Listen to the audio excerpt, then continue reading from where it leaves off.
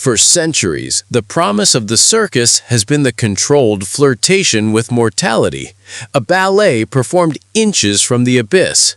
Acrobats tempt physics, tamers stare down fangs and claws, and the audience thrills in the shared, unspoken agreement. The risk is an illusion, the danger a carefully crafted fantasy. But history documents the moments when the agreement was shattered, when the thin line separating spectacle from catastrophe vanished in a terrifying instant.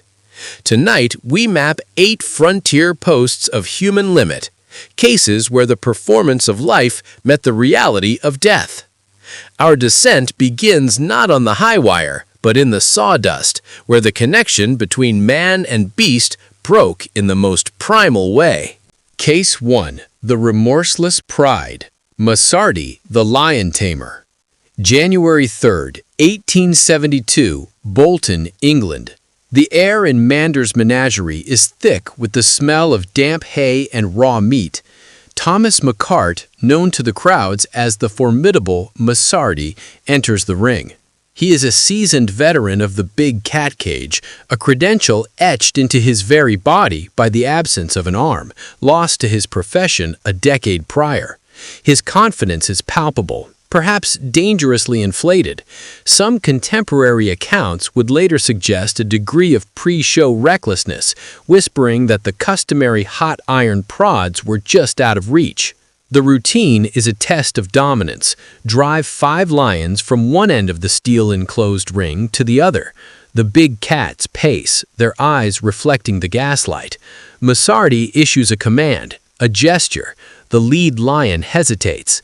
In that suspended second, the dynamic shifts from trainer and subject to predator and prey. One lion, reportedly named Tyrant, lunges. The attack is not a singular act, but a trigger. As Masardi falls, the other 4 lions join the frenzy, a remorseless pride acting on instinct. Over 500 spectators are frozen in their benches, witnessing not a performance, but a slaughter. The screams from the cage mix with those from the stands. Colleagues rush with poles and shouts, but the assault is relentless. The mauling continues unabated.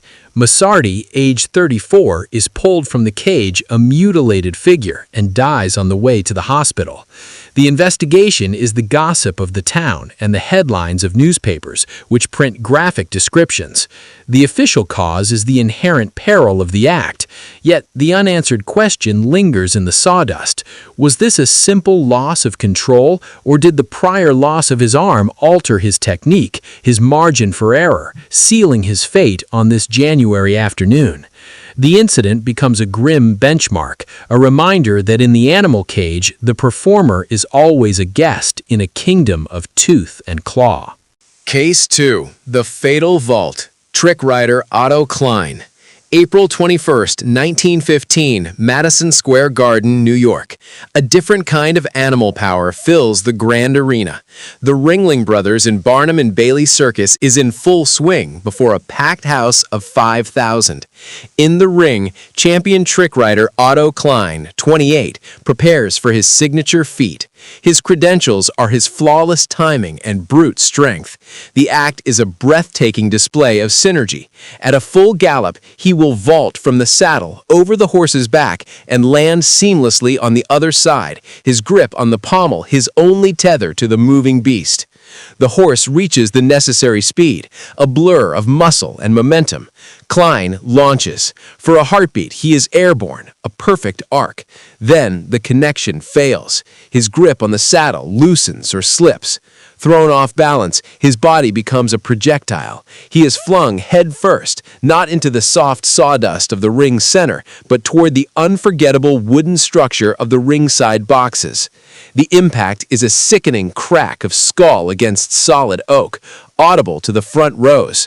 The horse, sensing the calamity, stopped almost in her tracks, as if mourning its master. Klein collapses with a compound skull fracture. The performance halts. He is rushed to Bellevue Hospital but dies that evening. The investigation reveals no mechanical failure, no horse misstep. The cause is a micro error in a macro stunt, a slip measured in millimeters but paid for with a life. It highlights a terrifying truth for aerialists and riders alike. The safety net is often nothing but their own perfect, repeatable precision. On this night, precision failed. Case 3. The Elastic Noose, the Great Peters.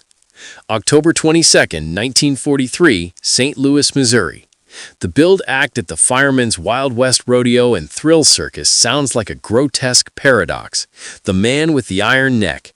Aloysius Peters, the Great Peters, specializes in a simulated hanging. His act is a macabre dance with gravity, leaping from a trapeze bar with an elastic rope noose around his neck, the stretch designed to snap him back to safety. It is an illusion of suicide for the audience's thrill. But the world is at war, and the quality of materials is a casualty. On this night, the elastic rope Peters uses is a victim of wartime production, inferior, less predictable, with a different tensile strength than his meticulously trained body expects. He makes the leap, the noose tightens, the elastic gives, but not as designed. The recoil is mistimed, the deceleration violent and fatally misaligned. The neck he billed as iron proves tragically human.